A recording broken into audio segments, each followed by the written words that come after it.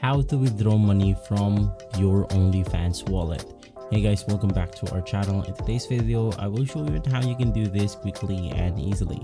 Now basically, all you have to do is to go ahead and make sure that your bank is connected to your OnlyFans in the profile settings.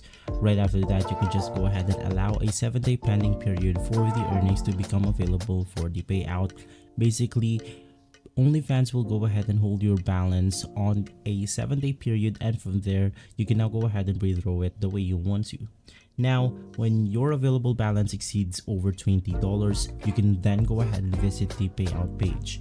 For manual payouts, you can just enter the amount to withdraw and submit a request. Now for automatic, enable recurring payouts and set the frequency of that recurring payouts. For example, if you want to get paid every 14 days, you can just go ahead and set it that way.